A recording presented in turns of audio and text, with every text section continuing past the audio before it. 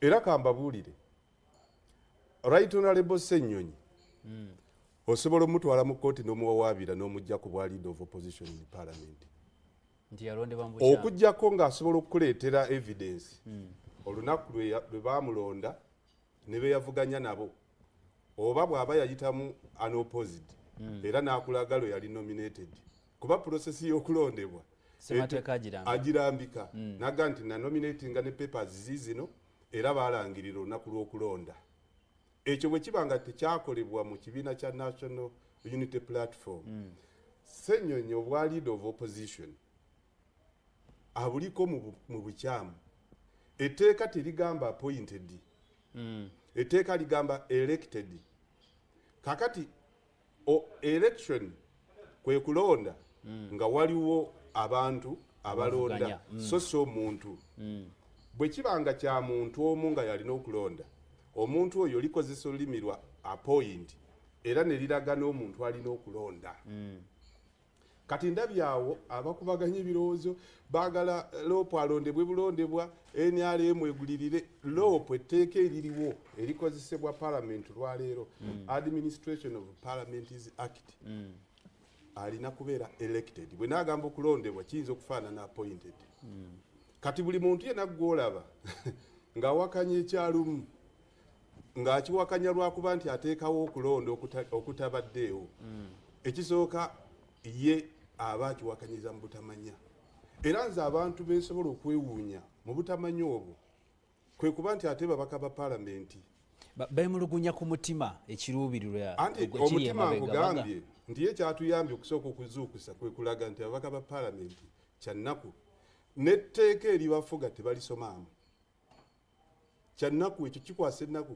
nga tetunaba na kugenda ku merits za kiteeso kya honorable lumu ekikwasa bannayuganda ennaku njagala bakitegeere ababaka bammwe buli gw'olaba ng'aga nti loopu talina kulondebwa etteeka talisomangamu almost 3 years awe etteeka erimufuga naye yennyini talimanyi Ssenyonyi kino nkiddamu omuntu omukalabakalaba n'agenda mu parliament mu kooti n'aloopa omusanga amugjayo he was never elected etteeka terigamba kuba appointed etteeka ligamba kubeera elected n'ekibiina ekisinza ababaka ku ludda oluvuganya Kasibante Moses kibi nnyo okubeera omusiru naye ate okwesiriwaza kikira y'ensonga lwaki omwana omusiru mu kibiina tateekebwako nnyo lukongolo bw'ogeraageranya ku mwana omugezi ensonga lwaki omusomesa tawa nnyo attention mwana ono musiru kubanga talina kyakumunoonyaamu ekyo kitaamutondebwamu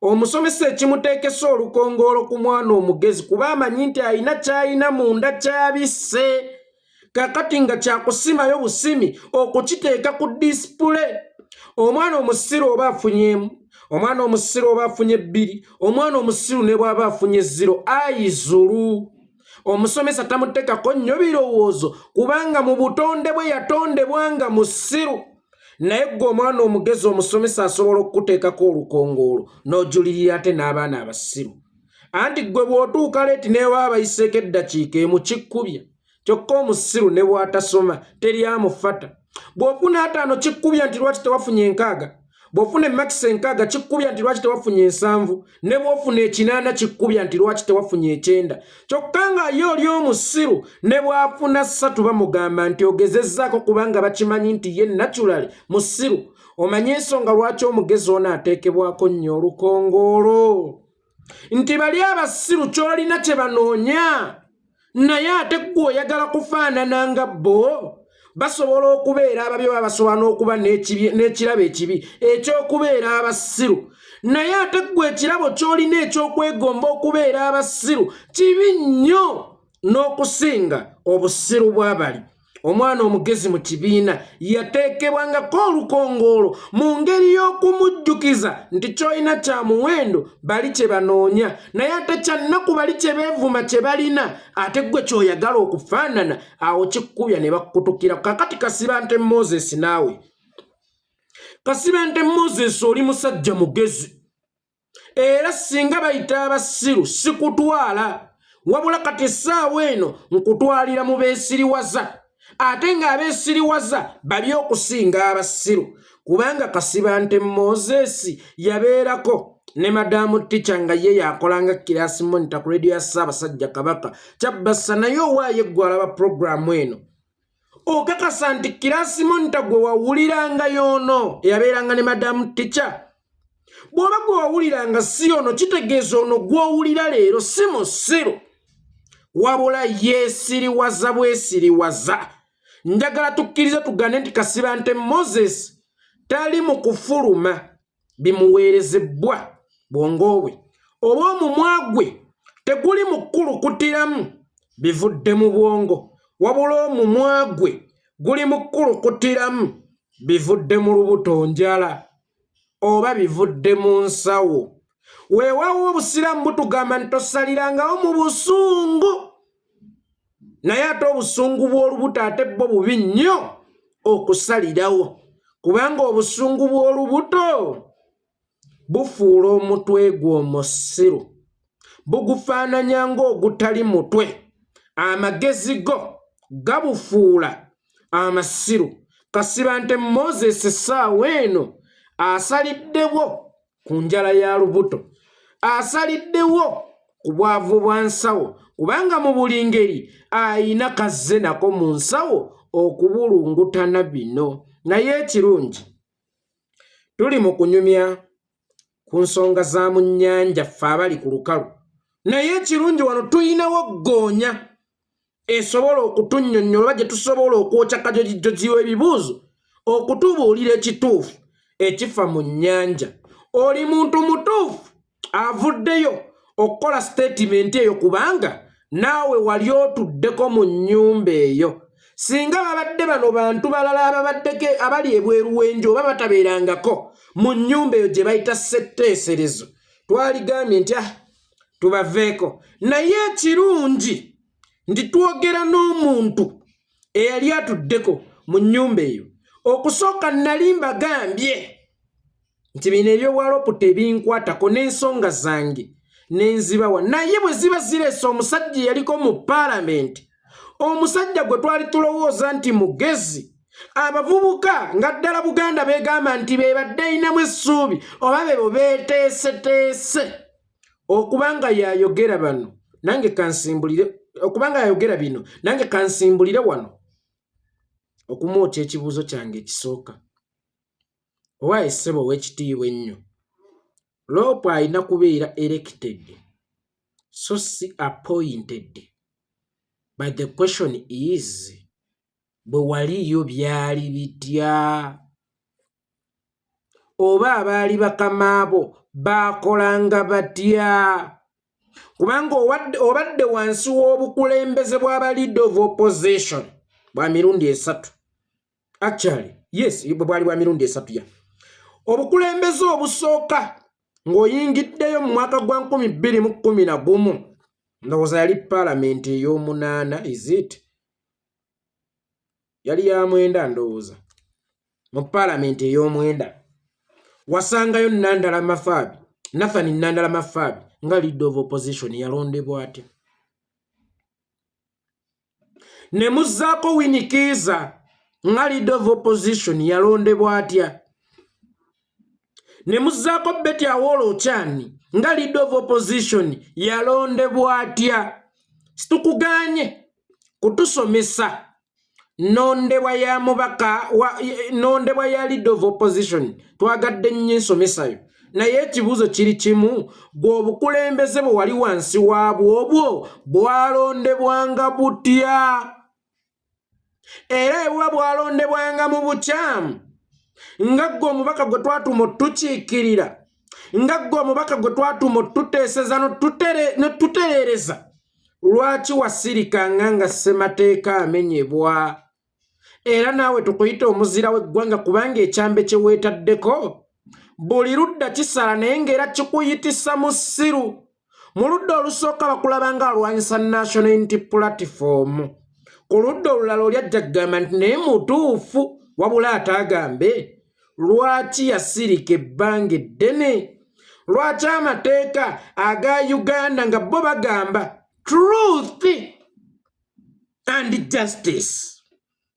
Sirogani ya DP yali etya truth and Justice abaye omukulembeze yava mu Truth and Justice obeera otya mu Parliament nga leader of opposition ayina kubeera elected naye ng'abeera appointed n'osirika busirisi ekyo n'otakitereeza omanyi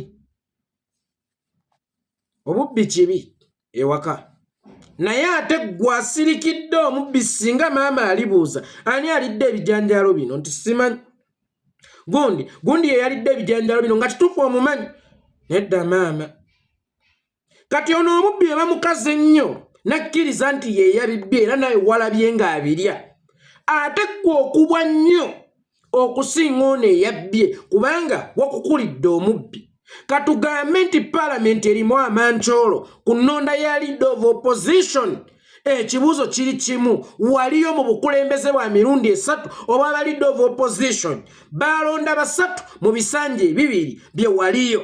The question is lwaki wasirika lwaki tewatutegeezaako naawe weegatta mu batuwuddiisa naawe weegatta mu batulimba oba nga baamulondera mu mitendera emituufu gino gy'oyogerako nga yeffe tutaamanya nga mwamukubako akalulu ng'ab'oludda oluvuganya mu Paalamenti nga tebaalonda mulonde nti Dr. Kizza Besigye agambye Nandala Mafaabi gwe leader of opposition nga Jirigoli Mugisha muntu agambye Winnie Kizza gwe leader of opposition ng'ani agambye nti Betty Awolo Ochan gwe leader of opposition wabula nga mwalonderanga mulondereyo mu house nga tebabalagiranga bulagizi nti mutambule mwoyo bwe gwali mwabalonda batya abakulembeze bamwera nga gwe yali mu bukulembeze bw'aba leader of opposition 3 tunnyonnyoleko oba tuweeko ku footage nga Parliament etudde oludda oluvuganya lwe lutudde lwokka nga luli mu kulonda leader of opposition bwe luba nga terwamulonda ng'ate mu mateeka obutuufu alina kulondebwa zin elected not appointed kitegeeza ate gwe mu byasinga eyalekanga ssemateeka ataganjulwe oba eyalekanga tutambulire ebweru w'amateeka kyokka nga gwe ekituufu okimanyi era singa kiba nga kyali kityo ng'ekituufu okimanyi kyokka ng'ate waleka n'obeera n'abakulembeze abali appointed abatali elected kitegeeza naye Parliament gye watuulamu yali kicupuli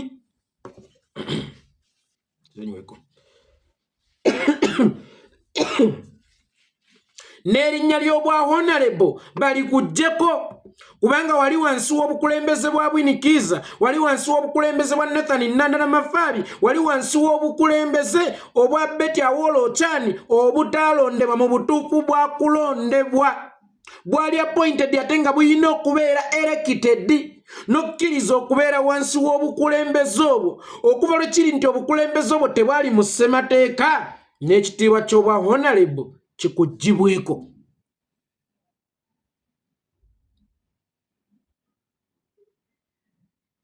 N'ekitiibwa ky'obwa honorable kikole ki kikugibweko.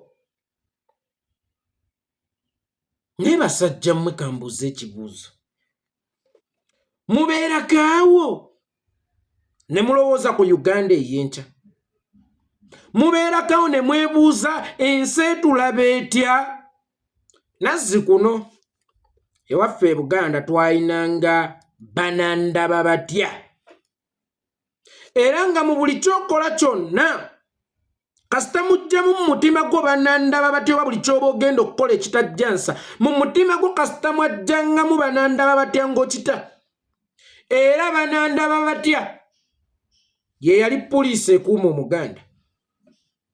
Poliisi ekuuma Omuganda yatambulanga nayo mu mutima banandaba batya era Omuganda omutuufu yatyanga okuswala naye simanyi oba mawanga matabike gano oba kiki kyekireese obuzibu so nga ate kyali kya buvunaanyizibwa ne tukomboozaako ku mawanga amalala ne tusaka ku bye batalina. Abaganda twali bagezi nnyo, amawanga amalala ne tuganoonyaamu obulungi. Kale kyekyali ekigendererwa, kubanga Omuganda yalinga mugezi. Kati neewuunya nnyo okulaba Omuganda omubi nga musiru, oyo aba muki taba mulundi. Neewuunya nnyo nze okulaba Omuganda omubi nga musiru, kinkanga nnyo. Kubanga Kasibante Moses bw'oba toyinaamu banandaba batya, bw'oba toyinaamu kinaawulikika kitya, twetaaga kusabira ssaala ey'amaanyi ennyo nga Uganda. Kubanga ate Kasibante Moses ensi yali ekulowooza nti olimu ku nsa, ensi yali ekulowooza nti ozitowa nnyo mu mubiri ne mu ntegeera, naye ate ensi ekitegedde kikeerezi, owewuka nnyo era owewuse nnyo, era tokyazitoyerako ddala yadde n'akatono, kubanga tokyalowoozesa mutwe, olowoozesa luki? Lubuto, olowoozesa nsawo, era omutwe gwo tegukyaweereza mumwa gwo biki byakwogera.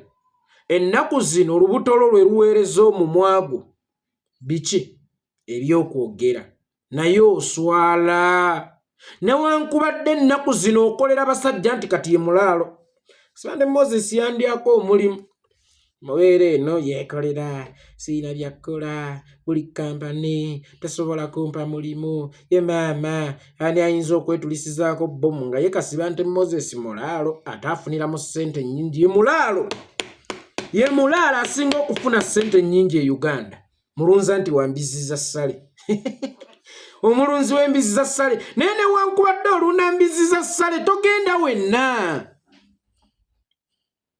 newankubadde oli mulunzi wa mbizi za ssale toggwerayo. Okubeera omulunzi w'embizi za ssale tekitegeeza mbizi ezo kwoza bwongo bwo, kuba nkimanyi nti Kasibante Moses oli mugezi okusukkakaawo. Just weesiriwaza bwesiriwaza ng'ate yeesiriwaza aba akoze kivve n'okusinga omusiru owa ddala.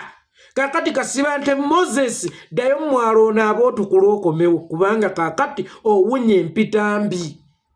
Abasajja bakwetisiza empitambi, toyinza kugamba nti kiri mu mateeka loopu okulondebwa baati, kyokka ng'ate ali mu kuleeta etteeka eryo alireeta lifuuka etteeka. Oli musiru, oli musiru, alireeta lifuuka etteeka, kyokka ggwe ogamba nti kiri mu mateeka. Talireeta kutujjukiza nti oba bannange tulina kutambula bwe tuti, oba bannange tulina kukola bwe tuti, naye alireeta lifuuka etteeka. Kaakati ate ggwe oli mu kututegeeza nga bwe liri already etteeka. Lwaki weegeziwaza?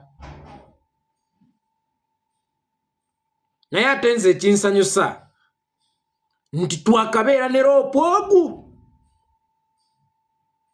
Bannayuganda, twakabeera ne loopu ogu.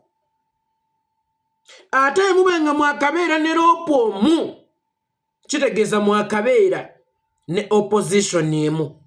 Ebbanga lino lyonna omusajja abadde nga atusiba katambaala ku mutwe, omusajja abadde nga atusiba kiwaani, tesaawa yonna agenda, naye nga ye ne opposition balinnya mu kimu. Kuba waalisoose ne weebuuza kale nti naye Ssennyonyi ono lwaki ku mulembe gwe ebintu lwe byagadde okukyuka mu kifo kye?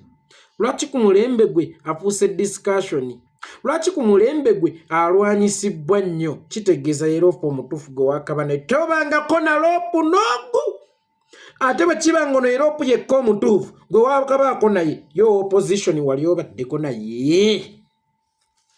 Alyokanga najja Kyagu mama, alyokanga najja Kyagu mama. Kyagu olyokanga nojja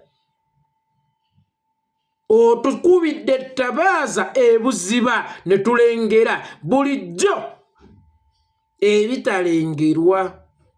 Nawulidde ne mukulu Bulayimu Ibrahimu Ssemujju Nganda ng'agamba nti Nuupu yalikozesezza FDC ng'ekyokulabirako kubanga FDC bwe yagoba loopu Winnie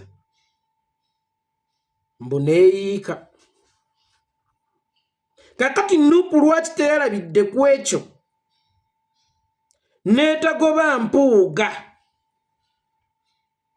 ne balema kuyiika nga FDC? Ssemujjuŋŋanda ekyasuula FDC si kugoba Winnie ekyasuula FDC kulwawo kugoba ababbi ne bafuna amaanyi ne batuuka ng'ate be balina obbagoba mu kibiina. Ekyo tetwali tetuyinza kigumiikiriza.